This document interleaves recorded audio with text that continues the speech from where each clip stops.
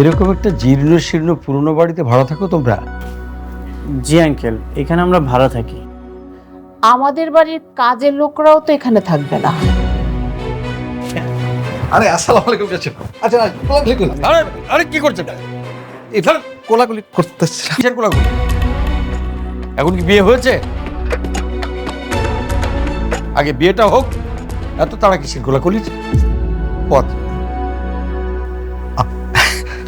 আচ্ছা ঠিক আছে। ও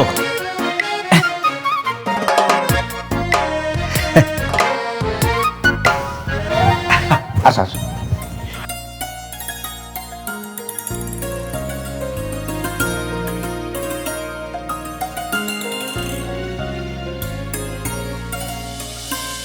আচ্ছা, আমি না কেমন যেন একটা পচা গন্ধ পাচ্ছি, তুমি কি পাচ্ছ? হুম,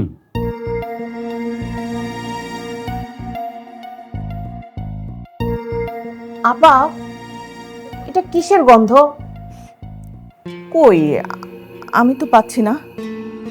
অবশ্য আপনার আসার পর থেকে একটু একটু পাচ্ছি। মা, এসব তুমি কি বলছো? তুই চুপ কর। এগুলো একটু নিয়ে দাও। আচ্ছা যাক, যে কথা বলতে এসেছিলাম, জি জি আমার মেয়ে সোনার চামচ মুখে নিয়ে জন্মগ্রহণ করেছে। তার পেছনে সারা জীবন যে টাকা ঢেলেছি, সে টাকা হয়তো আপনারা সারা জীবনের চোখেও দেখবেন না। আর এরকম ফ্যামিলির একটা মেয়ে এরকম একটা জীর্ণ শীর্ণ নোংরা বাড়ির বৌমা হবে, ছি, তা ভাবতেই আমার কেমন লাগছে। Very sad. কিন্তু আমাদের আর কি করার আছে, আমাদেরও একটা মাত্র মেয়ে।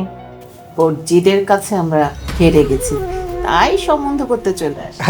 আরে তাই জানা আসো মানে ওইটা আবার তো ভাই না। আরে আরে এটা কি করলেন আপনি? আমার $600 জুতো, এটা নষ্ট করে ফেললেন। আমি বাবা, তুমি এটা কি করছো? ওনাকে টিস্যুটা দাও, উনি মুছে নেবে।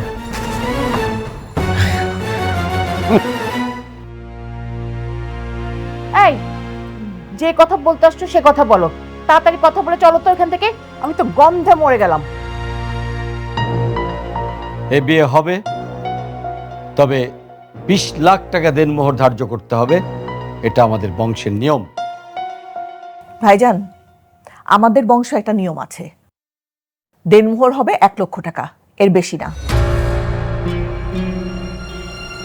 মানে ভাই সাহেব, মানে হইতেছে ওই যে শরীয়তে কিন্তু একটা নিয়ম আছে, নিয়মটা হইতেছে পাত্রের সামর্থ্য অনুযায়ী ওই যে দেনমোহরটা ধার্য করতে হয়। আমার ছেলের তো অত সামর্থ্য নাই, এই জন্য। তাহলে বিয়ে করার এত শখ কেন? বাবা,